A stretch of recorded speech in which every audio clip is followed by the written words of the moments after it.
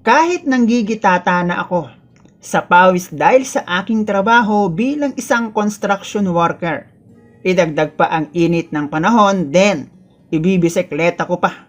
Iyon pa uwi ng bahay ay wala akong pakialam. Dahil bagong klase ng tagas ang aking nakatakdang kumpunuhin gamit ang aking bara de cabra. Mag-aalas 12 na ng tanghali nang dumating ang aking kababata sa bahay na itago na lang natin sa pangalang Wengay. At matapos ang aming pananghalian, gamit ang aking bara de cabra, ay sinimulan kong barahin at linisin ang kanal. Maitim siya at animoy dumaan sa matinding pagsubok.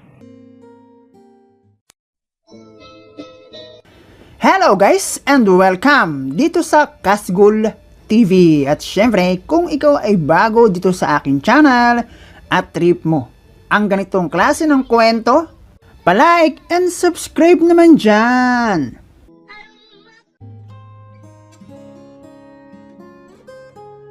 Sakay ng aking bisikleta patungo ng trabaho, ay nakatanggap ako ng isang tawag na mga bandang alas 10 daw ng umaga ay pupuntahan ako sa bahay ng aking dating kasama sa bahay ampunan.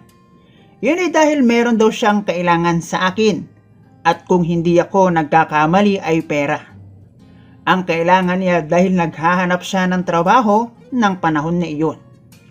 Aksidente kaming nagpangita sa bahay ng isang kapitbahay. Nagkagulutan kami pero kapwa kami tahimik at wari ay hindi magkakilala.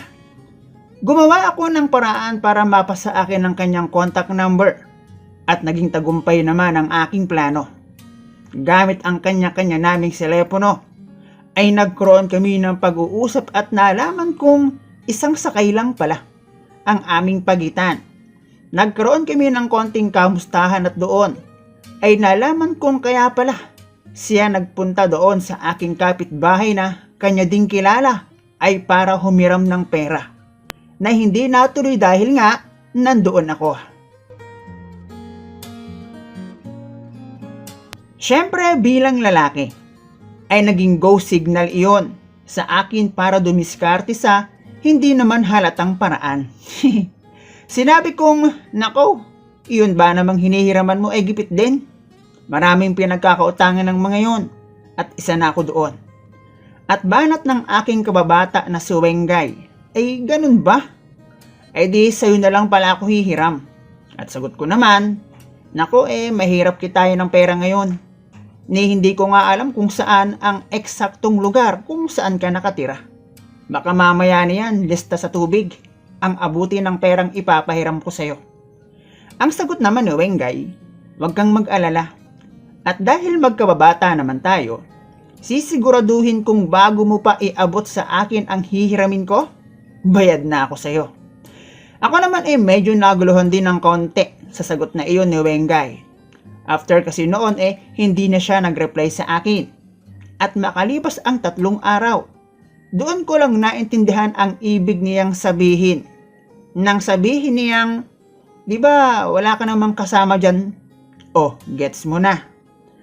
At nasabi ko na lang na, kailan ba ang punta mo?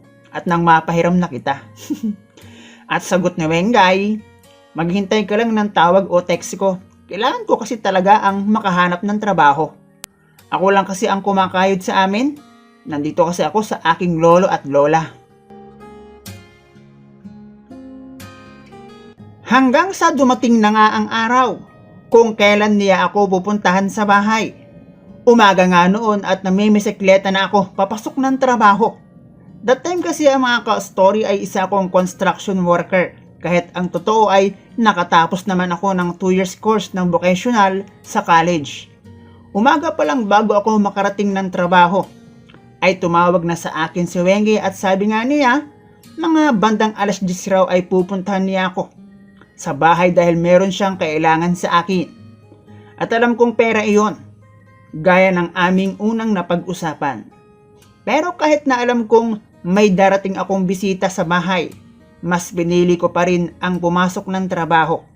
Pwede naman akong umuwi kahit anong oras dahil sa akin ang kontrata na ginagawa namin.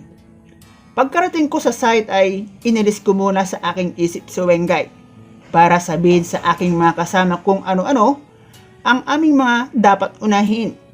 Alas 10 ko na tiningnan ang aking cellphone at doon nga ay nakita ko na ang maraming miss call mula sa aking kababata at text message na kino-confirm niyang tuloy siya ng pagpunta sa bahay at doon raw siya magtatanghalian.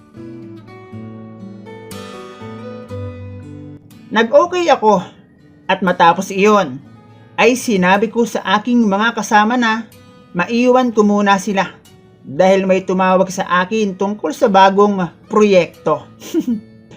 Kahit pawisan na ako noon dahil sa mainit na panahon tapos magbibisikleta pa ako pauwi, ay hindi ko na inisip iyon.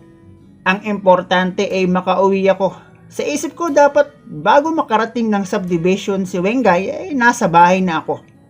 Kaya naman pinadyakan ko ng malupitan pauwi ng bahay. Dumaan na rin ako sa karenderyang madalas kong kainan bago umuwi ng bahay pero take out ako ng araw na iyon dahil pananghalian namin ni Wengay ang aking binili. Pagkarating ko sa bahay ay tumawag pa siya sa akin at naninigurado kung nasa bahay na ba talaga ako. Nagtanong pa nga ako.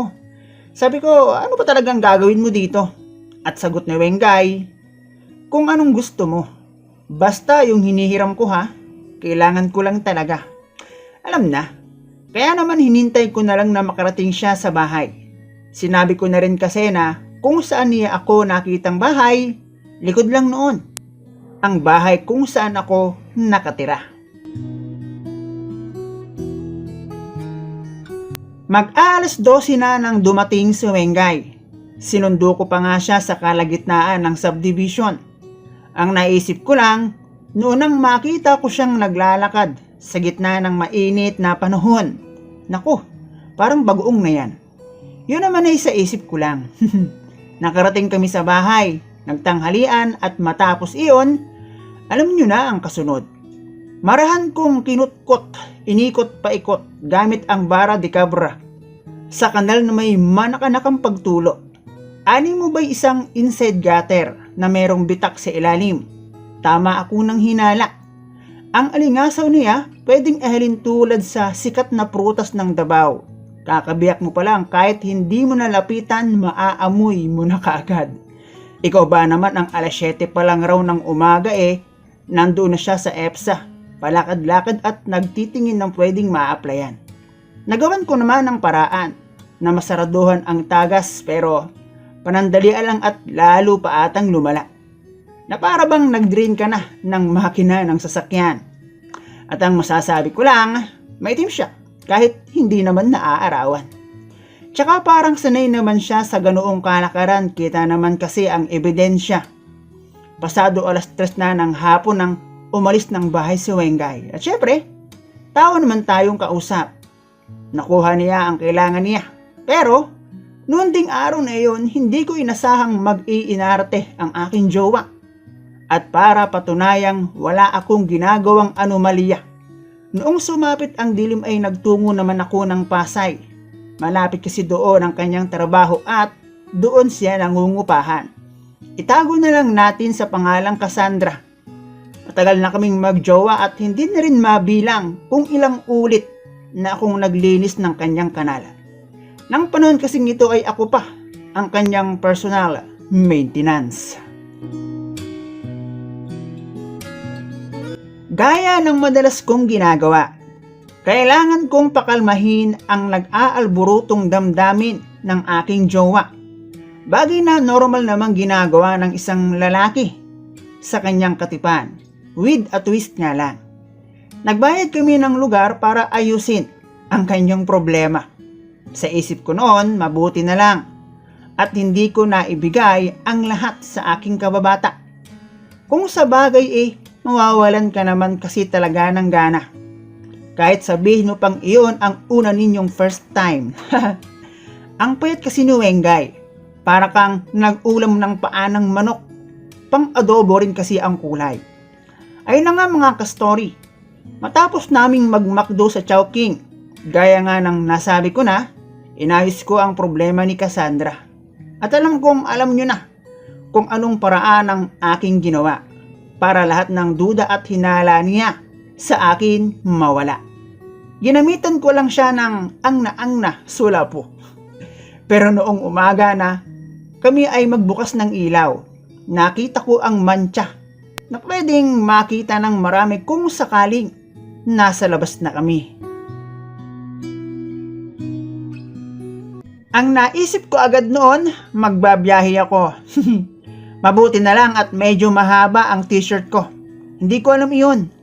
At nang tanungin ko si Cassandra, sabi niya, ang akala raw niya kasi ay tapos na. Mabuti na lang at hindi ako patay gutom, mga ka-story. At wala akong minukbang. Kung nagkataon, iyo. Eto naman mga ka-story ay parte ng aking kabataan o buhay binata. Kahit ang totoo, binata pa rin naman ako. Pero nagbago na. Tumagal din ng 2 taon mahigit ang aming relasyon at doon na rin nga nagtapos ang aking kontrata. At siguro, yung wala sa akin na hinahanap niya, sa iba ay nakita niya. At ang alam ko ay may asawa na siya sa ngayon. Maraming salamat sa inyong oras mga ka-story. At sana ay nasiyahan kayo kahit maiksi lang ang ating kwento. Peace!